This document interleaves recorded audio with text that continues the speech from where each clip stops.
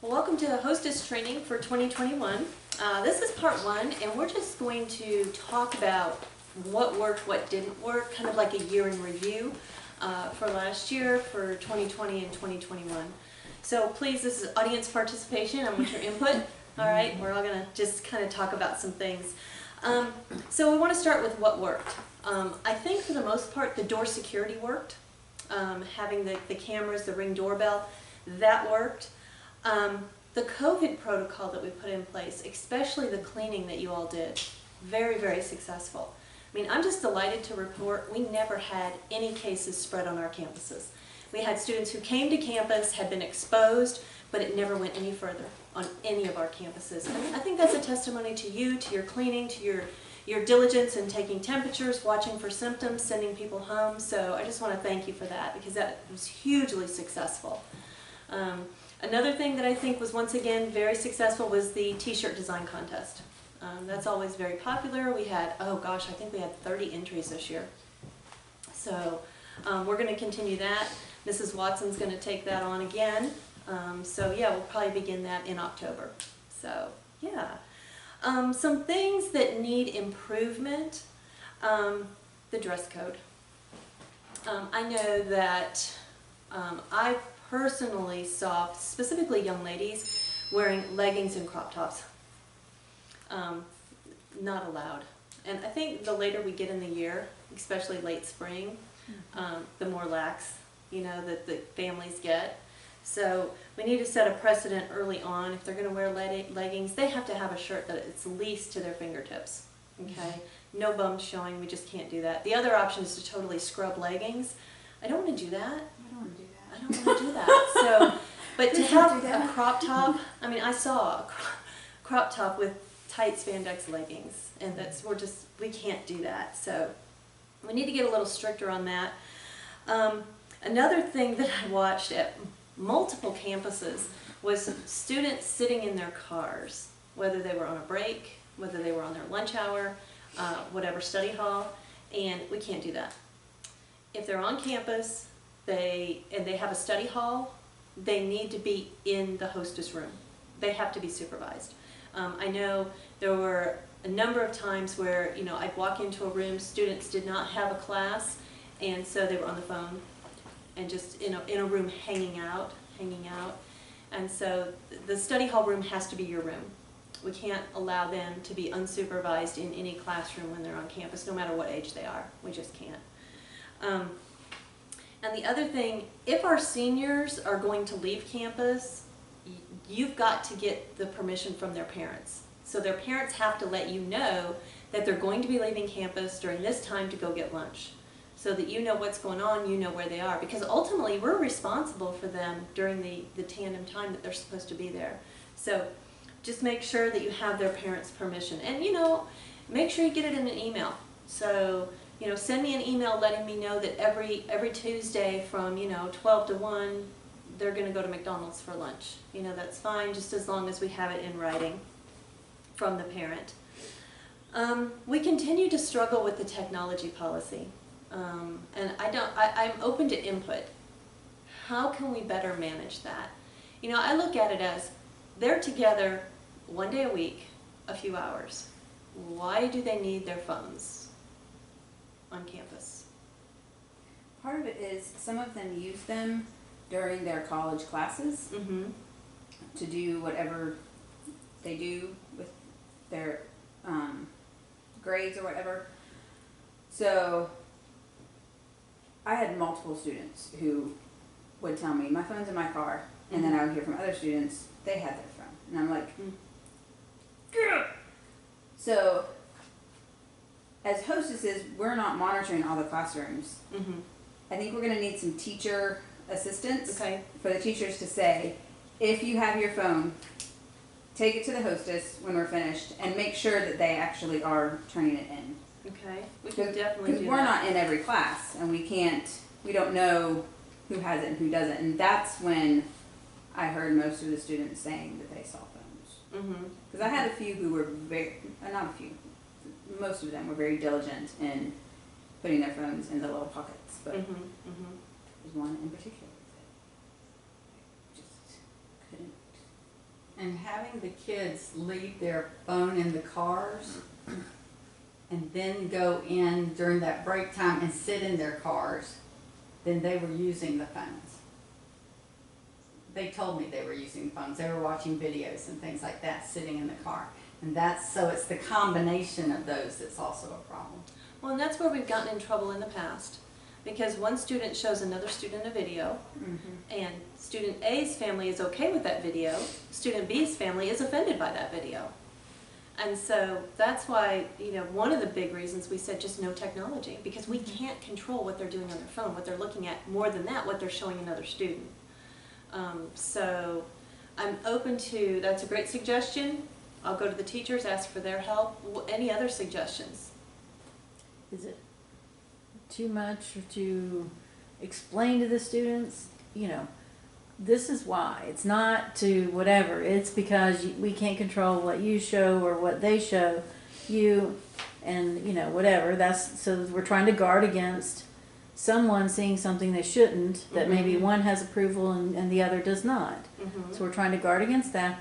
And then we're trying to promote social activity, you know, talk to one another, look at each other in the face, you know, something like that. Because my kids were like, they kept them in their pockets. They didn't turn them in, but they, you know, I had a couple students who I knew had them in their backpack, but they didn't have them out. Yes, but they mine didn't get them out. Right. So I know mine are going to want to keep them in their pocket. Well, Emma doesn't have one, but so now it's just Josh. He's going to want to keep it in his pocket, and he does.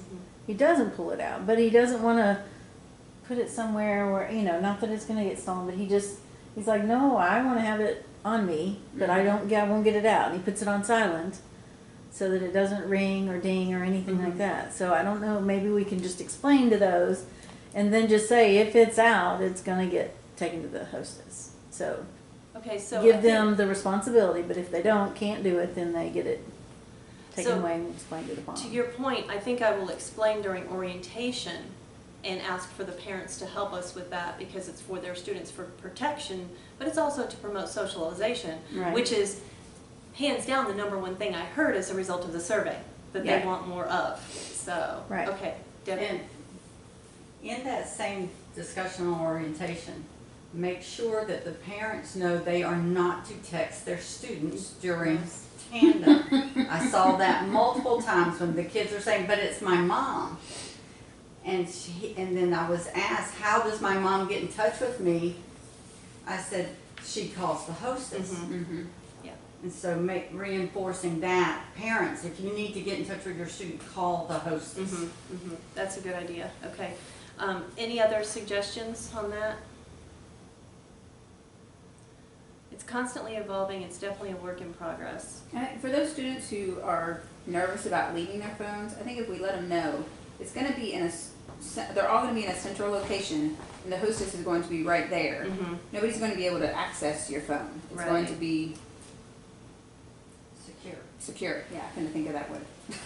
Well, but I mean, the little pocket sleeves, I don't say were secure. I mean, it's just hanging there.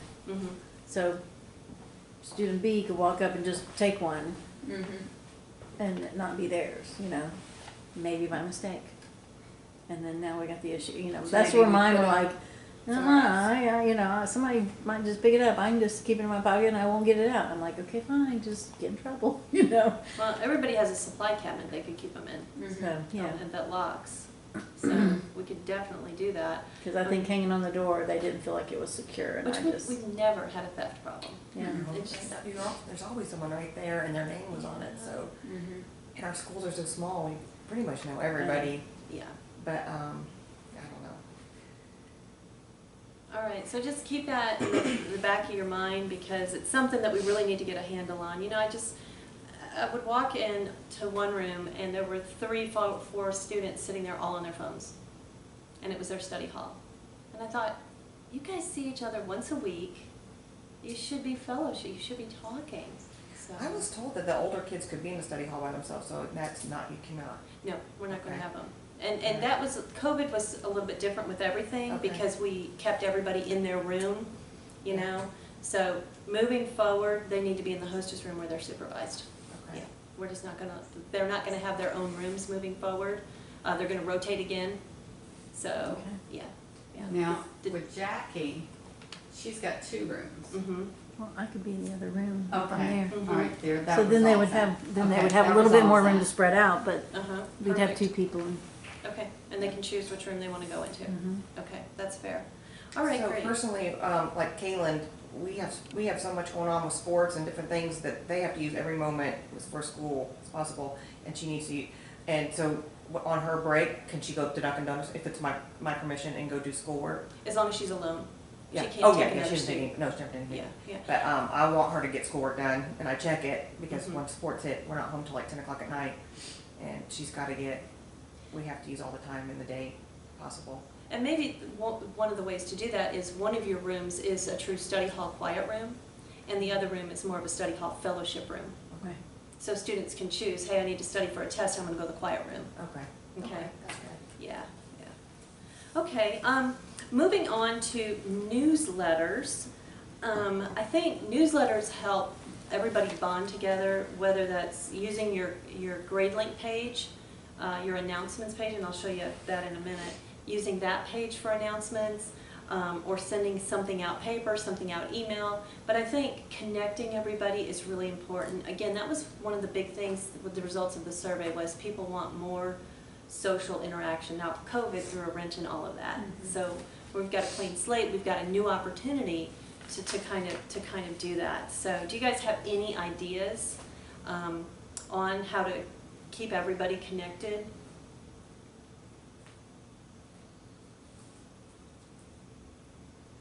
No? Okay, well let me know if you come up with anything. And then the next thing is fellowship ideas. People, they say they want more fellowship, but then they don't always show up, right? Right. So I'm not sure what the balance is on that. So I'm open to suggestions on that as well. Seems like Eileen had a lot of attendance for, little things that were done at the place. At the school, facility, at the yes. facility. Mm-hmm. That Little. is true.